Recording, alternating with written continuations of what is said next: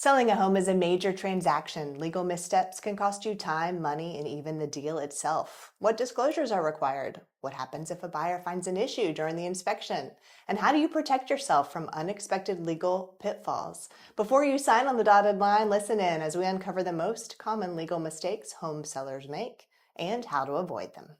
Selling a home isn't just about putting up a for sale sign. It's about strategy, marketing, and negotiation. But how do you know if you're making the right moves? I'm Judy Jernigan, recognized among the top 5% by the Atlanta Realtors, and your host of How to Sell Your Atlanta Home with Sage+Grace, Smart Homeowner Strategies, Successful Real Estate Sales.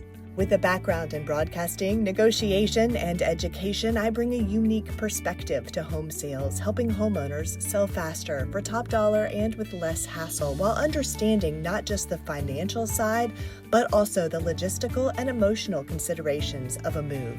This show helps you plan ahead, navigate the market, and work more effectively with a realtor like me. You'll get expert insights from my guests, plus real actionable strategies to sell with confidence. Now, here's the show, moving you forward with sage advice and grace.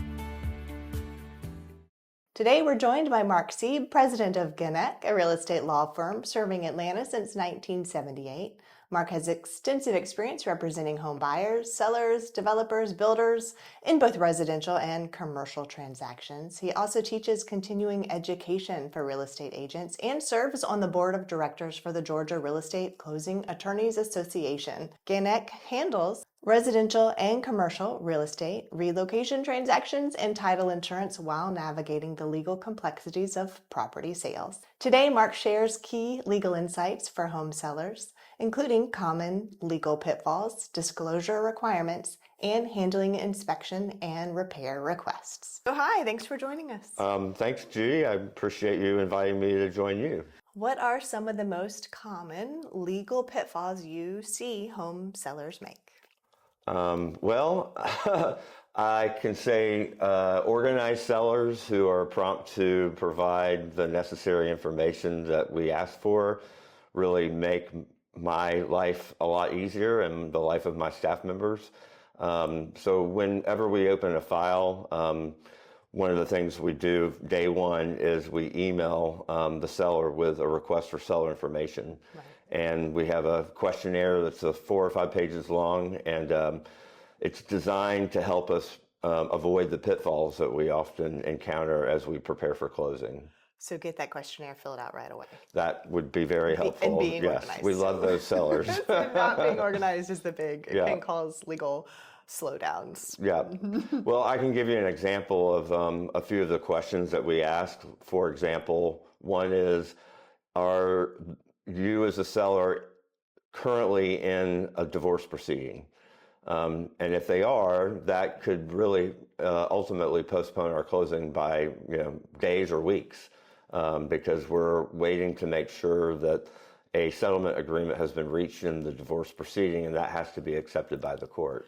So not just the fact that it exists, but maybe not telling you about it right away can be even a bigger problem. If they answer our questionnaire completely and accurately, then we can help them avoid delays. But if they drag their feet getting us the questionnaire, or they don't answer all the questions completely, then we could end up discovering something at the 11th hour, and everybody's going to be unhappy because the closing might have to be delayed. So that's a really good one. And it's an easy one. Fill out the questionnaire as soon as you can, as accurately and completely as possible. That's right. I love that easy solution. Let's move on to talk about disclosures. Okay. So what are homeowners, home sellers legally required to disclose in the state of Georgia?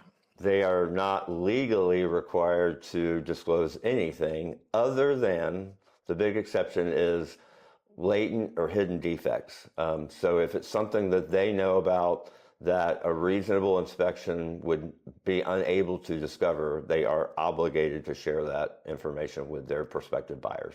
So Georgia is help me with is it caveat emptor? Caveat emptor that's right. state. Let the buyer beware. Let the buyer beware. So what is a latent defect? That could be a sewer line that's underneath the house that they have some knowledge of, that an inspector would not necessarily be able to discover.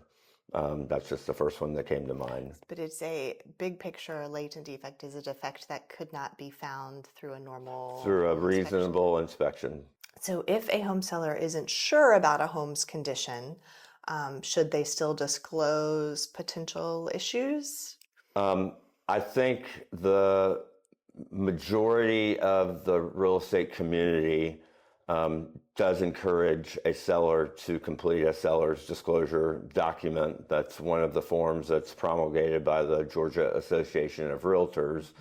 And it ultimately, in part, serves to protect the seller, because as long as they complete the disclosure, again, completely and accurately, then they may insulate themselves from some form of future lawsuit.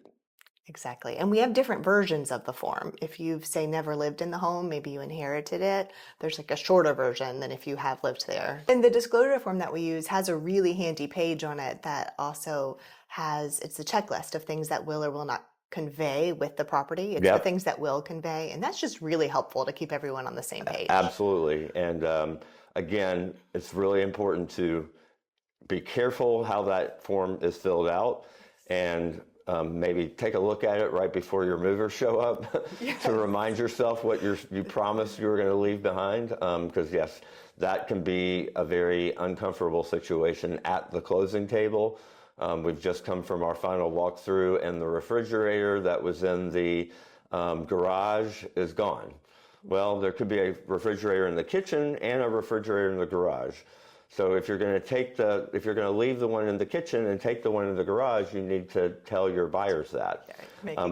Otherwise, maybe you need to leave both refrigerators behind. Right. Washer dryer is another one that often seems to come up. Not often, but when we're talking about that situation, a washer dryer is one of the more common ones. Yes, and your real estate professional should help you make sure that you're filling out the form to your intentions. If you intend to move with your refrigerator, then check the box. And that is our advice when agents are asking us, for guidance on that form. I think best practice is to sit with your seller and go over it together. Because not every seller will understand the implication of some of those questions. And so having guidance from an expert such as yourself becomes really helpful for them. So the longer version of the form, which is most often used by people who have been living in the home and know it well, and it's asking them questions about when did you disclose? When have you made any updates? Have you replaced the water heater? Have you replaced the roof? And it's a chance for them to actually brag about updates they've made. Exactly. Repairs they've taken care of, maintenance that they've been good about doing, or maybe not doing. Right.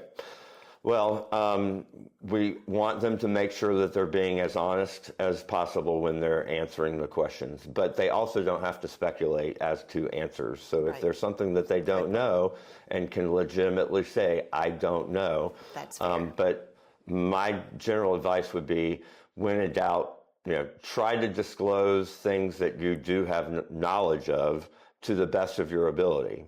And sometimes, there's the additional comments section, so you can fill in extra information there. So try and be as forthcoming as possible, and that also will help protect the seller down the road. Perfect. So what happens if a home buyer later on claims that they think a seller withheld important information? Well, I mean, a home buyer can always bring a lawsuit. The question is, can they find an attorney that's willing to proceed? And obviously it will boil down to, what evidence do they have? If they have a smoking gun, there's a receipt for repair to a septic system, and there's somewhere in the paperwork that the septic company recommended that it be replaced in its entirety. That could potentially be, a successful lawsuit down the road.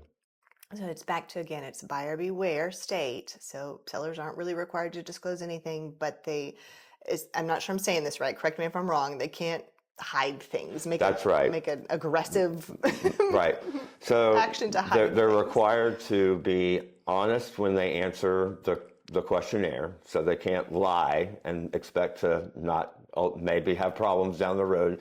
So lying on the seller's disclosure, hiding defects, or as we talked about, the hidden defects. So that would be passively not disclosing something that they do have knowledge of.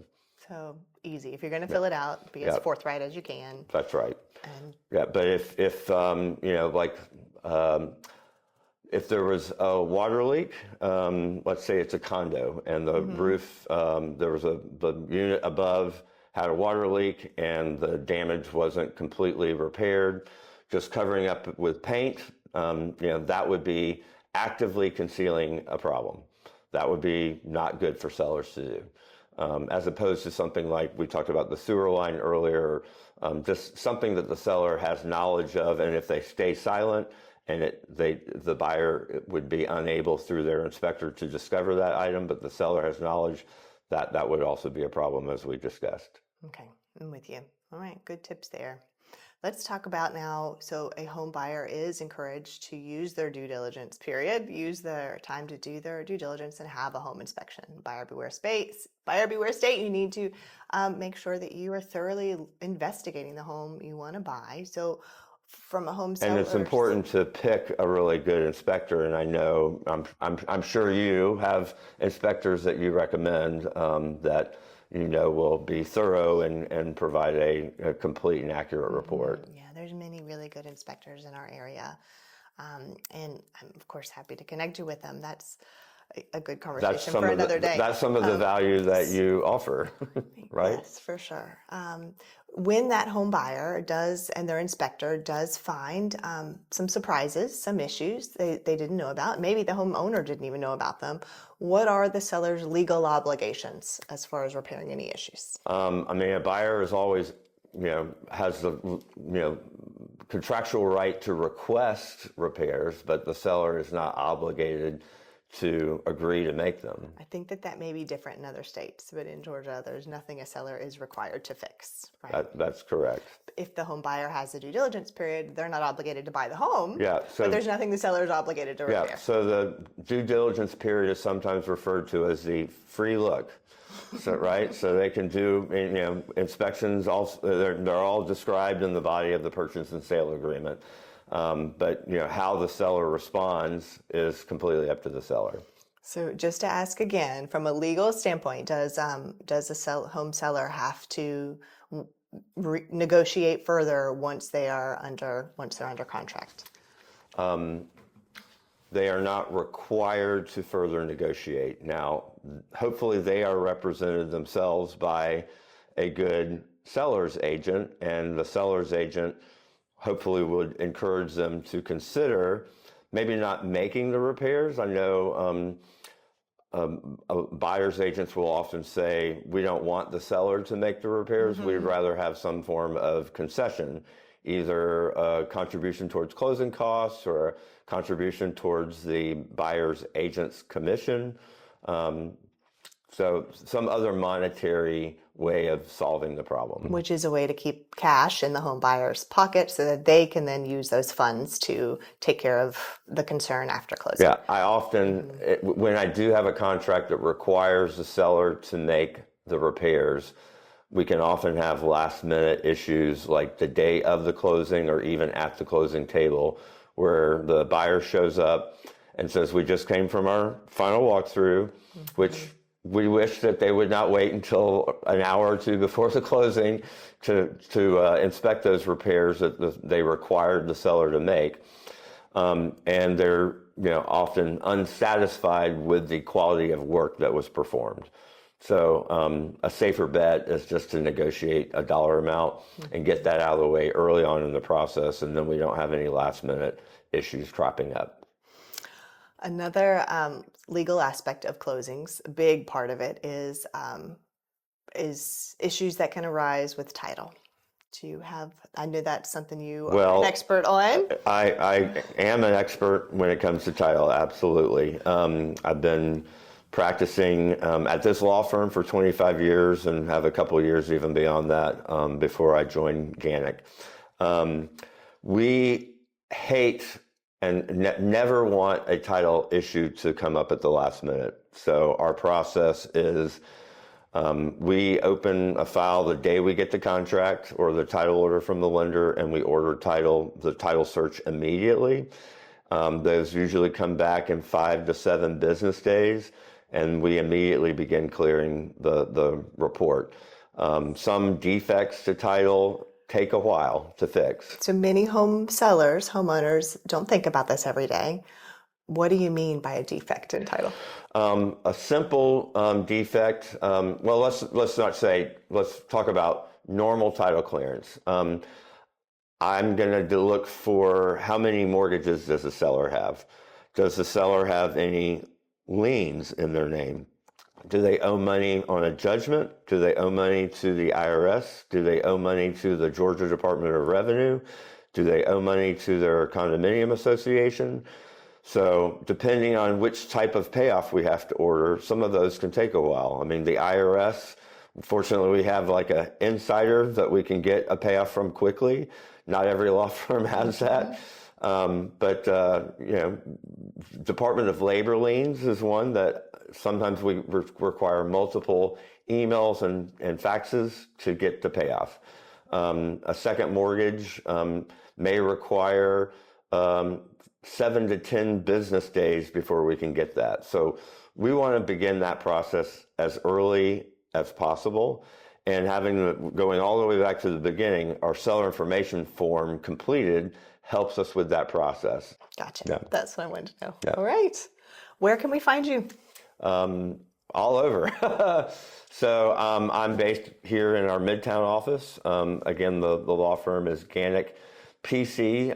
So our website, www.ganekpc.com. You can reach me here at the Midtown office, but we have a footprint of 10 offices total, and I actually perform closings in all of them. Fantastic. Thank you for doing this. My pleasure.